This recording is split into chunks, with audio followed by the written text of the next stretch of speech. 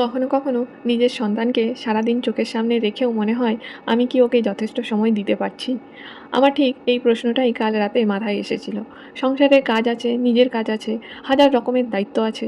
সব কিছুর মাঝে জায়ানকে আমি সময় দিই ঠিকই, কিন্তু হয়তো ওর সঙ্গে মন দিয়ে শুধু ওর জন্য যে সময়টা কাটানো দরকার সেটা কোথাও একটু কম হয়ে যাচ্ছে। আর ইদানিং ওর রাগ, খিটখিটে মেজাজটা দেখে মনে হচ্ছিল হয়তো শুধু ওকে বোঝানোর নয়, আমারও কিছু বদলানোর সময় হয়েছে। তাই আজ সকালে একটা ছোট্ট সিদ্ধান্ত নিয়েই দিনটা শুরু করলাম। আর মজার ব্যাপার হলো, এই একটা সিদ্ধান্ত থেকেই আজকের দিনটা এমন একটা সুন্দর দিকে চলে গেল, যেটা আমি সকালে একেবারেই ভাবিনি। কাল রাতে বসে যখন আমার ব্লগের ভিডিওগুলো এডিট করছিলাম, তখনই হঠাৎ এক কথাটা মাথায় আসে। আমাদের ঘরে যেহেতু লোকজন খুব বেশি নেই, তাই সংসারের প্রায় সব দায়িত্বই ঘুরে ফিরে আমার উপরেই আসে। রান্না, ঘর, বাচ্চা, নিজের কাজ, তার উপর এখন ভিডিও বানানো, এডিট করা, কন্টেন্ট নিয়ে ভাবা, সব মিলিয়ে একটা দিনের মধ্যে এত কিছু থাকে যে মাঝে মাঝে মনে হয় একটা কাজ শেষ করার আগেই আরও দুটো কাজ সামনে এসে দাঁড়িয়ে যায়। আর সেই সব কিছুর মধ্যেই জয়াঙ্ক আছে। আমি কিন্তু ওকে অবহেলা একদমই করি না, এটা আমি খুব ভালো করেই জানি। আমার ভিডিওর জন্য আমি জয়াঙ্ককে আলাদা করে সরিয়েও রাখি না, বরং ওকে সঙ্গে নিয়ে যতটা সম্ভব কাজ করি। কিন্তু একটা বাচ্চার ক্ষেত্রে শুধু পাশে থাকা আর ওর সঙ্গে সত্যি সত্যিই সময় কাটানো দুটো কিন্তু আলাদা। আর ইদানিংকালে জয়াঙ্ক একটু বেশিই রেগে যাচ্ছে, ছোটো ছোটো ব্যাপারে বিরক্ত হচ্ছে।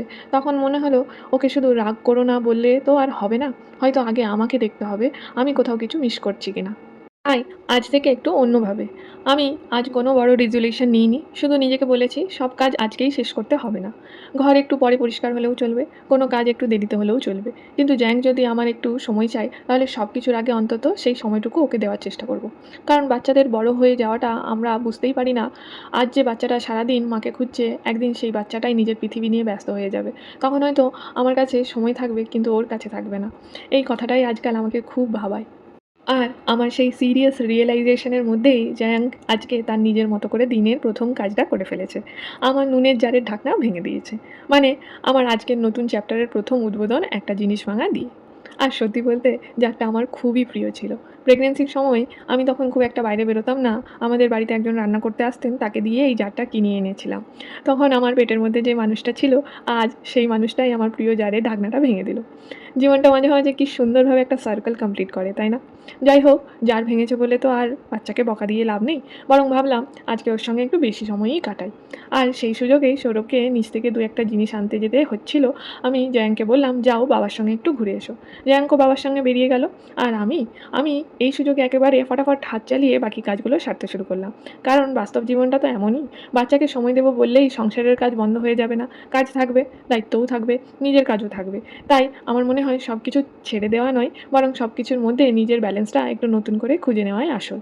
আর আজকের খাবারটাও একটু অন্যরকম। শ্রাবণের মাস চলছে বলে আজকাল আমরা মাছ, মাংস, ডিম এসব খাচ্ছি না। তবে খুব স্ট্রিক্টভাবে সব নিয়ম মানতে পারছি এমনও নয়, যেটুকু পারছি নিজের মতো করে করছি। আমার কাছে এখন মনে হয় কোনো কিছুই পারফেক্টভাবে করতে না পারলেও যতটা নিজের পরিস্থিতির মধ্যে সম্ভব ততটাই করা উচিত। কারণ পারফেক্ট সংসার বলে আসলে কিছুই হয় না। সবাই নিজের মতো করে সামহাও ম্যানেজ করে। কিন্তু জ্যাঙ্কের ব্যাপারটা আমাকে আবার ভাবালো। জ্যাঙ্কের ঘুমের সময় হয়ে গেছে কিন্তু ও কিছুতেই ঘুমোচ্ছে না। প্রথমে বুঝতে পারছিলাম না কেন এমন করছে। তারপর খেয়াল করলাম আজ আমি জিন্স পরে আছি। সাধারণত বাড়িতে আমি পাজামাই পরে থাকি। হয়তো ওর ছোট্ট মাথায় তখন একটা কথাই চলছে, মা আজ হয়তো বাইরে যাবে। আর সেই কারণেই হয়তো একটা ইনসিকিউরিটি কাজ করছিল। ঘুম পাচ্ছে তবুও চোখ বন্ধ করছে না। তখন মনে হলো ওকে জোর করে ঘুম পাড়ানোর থেকে বরং একটু ওর মনটাই ভালো করা যাক। আর সেখান থেকেই আজকের সবচেয়ে সুন্দর সিদ্ধান্ত। সৌরভকে বললাম, চলো জায়াঙ্ককে নিয়ে একটু বাইরে ঘুরে আসি।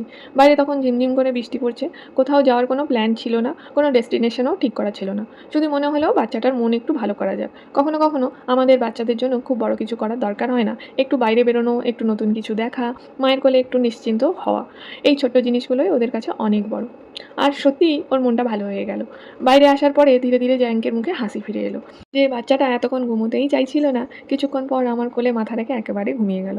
তখন ওকে দেখে আমার মনে হচ্ছিল, এই তো, এই ছোট্ট মানুষটার আসলে এতটুকুই দরকার ছিল। কোনো বড় আউটিং নয়, শুধু বাবা মার সঙ্গে একটু বাইরে থাকা। আর ও যখন নিশ্চিন্তে ঘুমিয়ে পড়লো, তখন আমি আর সৌরভও একটু নিজেদের মতো সময় পেলাম। বৃষ্টির দিনে এক কাপ চা। রাস্তার ধারে একটা ধাবায় দাঁড়ালাম, বাইরে বৃষ্টি পড়ছিল। আমরা চা আর একটু চিপস নিলাম।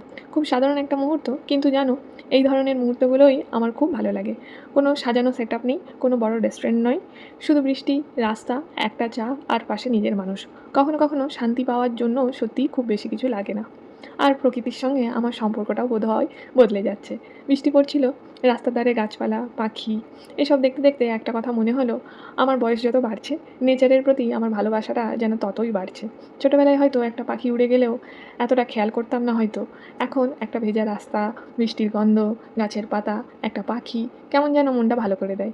হয়তো বয়স বাড়ার সঙ্গে সঙ্গে আমরা বড় জিনিসের পেছনে ছোটা একটু কমিয়ে দিই, ছোটো ছোটো জিনিসের মধ্যেই শান্তি খুঁজতে শিখি।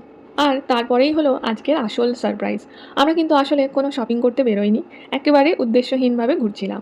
আর সেই ঘোরার মধ্যেই রাস্তার ধারে একটা দোকান চোখে পড়লো। দেখলাম বাইরে প্রচুর মন্দির সাজানো। আমি সৌরভকে বললাম, দাঁড়াও একবার ঢুকে দেখি। কারণ একটা জিনিস আমরা প্রায় 1 বছর ধরে খুঁজছি, আমাদের বাড়ির জন্য একটা মনের মতো মন্দির। 1 বছর ধরে খুঁজেও পাইনি। আমাদের বাড়িতে যেখানে এখন পুজো করি সেটা ছোট্ট একটা সেটআপ, কিন্তু অনেক দিন ধরেই ইচ্ছা ছিল একটা সুন্দর দরজাওয়ালা মন্দির নেব।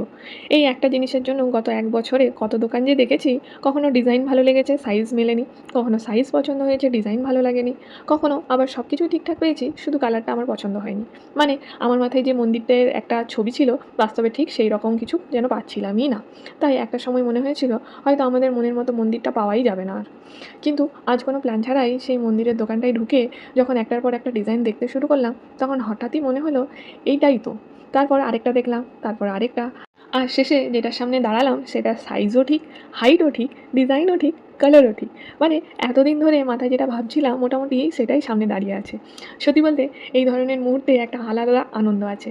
কারণ জিনিসটা শুধু একটা ফার্নিচার নয়, এটা আমাদের বাড়ির পুজোর জায়গা হবে। প্রতিদিন যেখানে দাঁড়াবো, প্রার্থনা করব, তাই জায়গাটা নিজের মনের মতো হওয়াটা আমার কাছে সত্যিই ইম্পর্টেন্ট। আর সৌরভ তো সৌরভই। আমি তখনও ভাবছি এটা নেব কি না, ওটা দেখছি। সৌরভ শেষ পর্যন্ত বলল, এখানেও যদি তোমার পছন্দ না হয় তাহলে আর এই জীবনে তোমার পছন্দ হবে না। আমি বললাম, না না, এবার সত্যিই পছন্দ হয়েছে। আর এই দোকানটা কিন্তু মন্দিরের পাশাপাশি দোলনাও খুব সুন্দর সুন্দর কালেকশন রয়েছে। তাই তোমাদের মধ্যে যারা আহমেদাবাদে থাকো এবং মন্দির বা দোলনা খুঁজছো, তাদের জন্য দোকানটার নাম আর কন্ট্যাক্ট ডিটেলস স্ক্রিনে দিয়ে দিয়েছি, চাইলে একবার ভিজিট করে দেখতে পারো। আমাদের এতদিনের সার্চের পর অন্তত এখানে এসে আমরা ডিসঅ্যাপয়েন্ট হইনি। আর এদিকে জ্যাঙ্কেরও ঘুম ভেঙে গেল। আমরা মন্দির পছন্দ করছি আর বাবাজি ততক্ষণে ঘুম থেকে উঠে গেছে। আর মন্দিরটা দেখে ওকে বেশ এক্সাইটেড লাগছিল। তো আমি ধরে নিচ্ছি ওরও পছন্দ হয়েছে। একটা মজার ব্যাপার জানো, সকালে আমি যে ভেবেছিলাম আর জাইনকে একটু বেশি সময় দেবো, শেষ পর্যন্ত সেই সিদ্ধান্তটাই আজকে আমাকে এই পুরো দিনের অভিজ্ঞতাটা দিল। দিনের শেষে আজকের দিনটা আমাকে একটা জিনিস আবার মনে করিয়ে দিল। মা হওয়ার পর আমরা অনেক সময় ভাবি সব কিছু ঠিকঠাক করতে হবে, সংসার ঠিক রাখতে হবে, বাচ্চাকে ঠিকমতো দেখতে হবে, নিজের কাজও করতে হবে, স্বামী পরিবারকে সময় দিতে হবে, নিজের জন্য একটু সময় রাখতে হবে। তারপর কোনো একটা জায়গায় এসে মনে হয় আমি কোথাও কম দিয়ে ফেলছি। হয়তো উত্তরটা সবসময় হ্যাঁ বা না নয়। হয়তো আমরা সবাই প্রতিদিন একটু একটু করে শিখছি। আমি যেমন শিখছি, জ্যাঙ্কও শিখছে, আমাদের সংসারও শিখছে। তাই আজ থেকে আমি পারফেক্ট হওয়ার চেষ্টা করব না। শুধু চেষ্টা করব জ্যাঙ্কের সঙ্গে থাকলে একটু বেশি মন দিয়ে থাকতে হবে।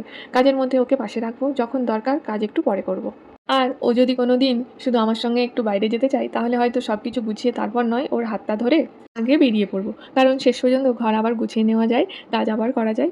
জার ভেঙে গেলে নতুন জার কেনা যায়, কিন্তু একটা বাচ্চার ছোটোবেলার সেই মুহূর্তগুলো ফিরিয়ে আনা যায় না।